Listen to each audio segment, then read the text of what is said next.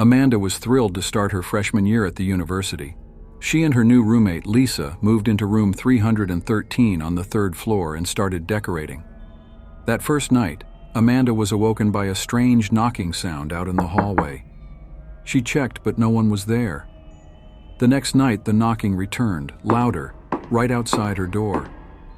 Amanda asked Lisa if she heard it, but Lisa slept through the whole thing. The third night, Amanda heard a girl's voice whisper her name.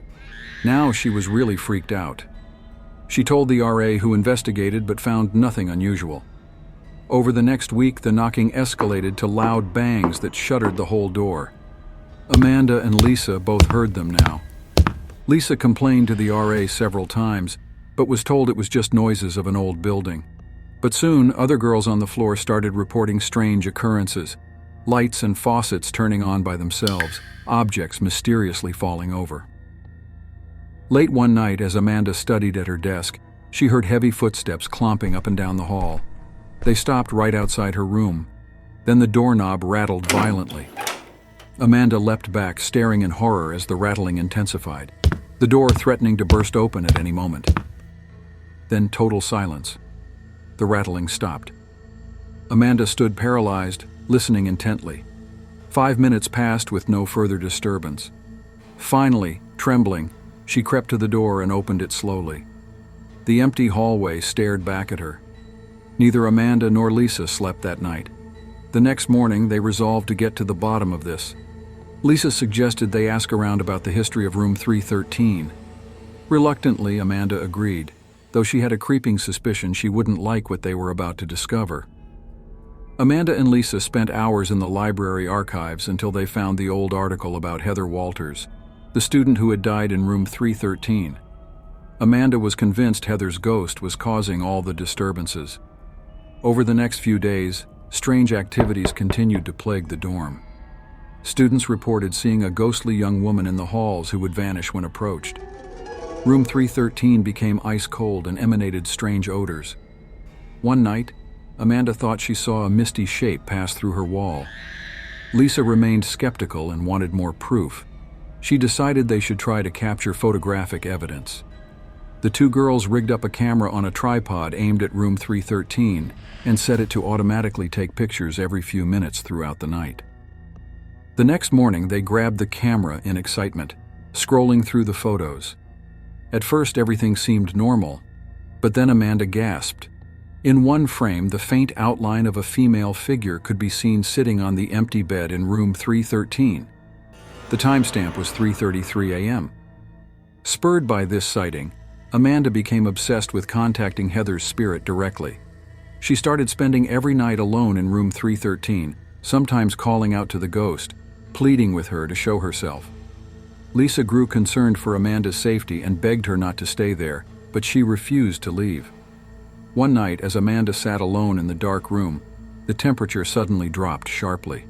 Shivering, she saw her breath turn to mist. The room began to vibrate, books falling off shelves. Amanda stared in shock as the ghostly figure of a blonde girl materialized before her eyes. The spirit gazed at her sadly, as if trying to communicate a message. But before Amanda could react, the apparition vanished. Amanda was now convinced Heather was trying to tell her something important. She became determined to find out the truth and help set Heather's tortured soul free. Despite Lisa's warnings, Amanda stubbornly refused to abandon room 313. She knew she had to keep trying to unravel the mystery of the dormitory ghost. Amanda was fixated on making contact with the ghost of Heather in room 313. Late one night, she sat waiting in the dark when the temperature suddenly dropped.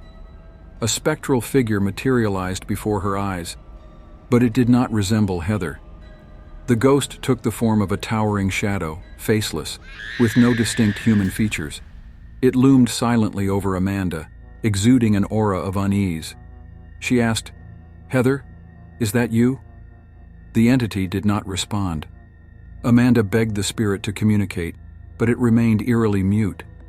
She slowly reached out her hand, and the shadow recoiled, wavering in form. Then it began gesturing with smoky tendrils toward the door, as if urging her to leave. Confused and unnerved, Amanda backed away hastily. The shadow watched her but made no move to pursue or harm her. At the doorway, seized by curiosity, Amanda turned for one last look, but the specter had vanished. She told Lisa about the encounter, at a loss to explain it. Neither knew the origin or motives of the silent shadow ghost. Amanda wondered, was it a manifestation of Heather's pain, a nameless lost soul, or something else entirely, something beyond human comprehension?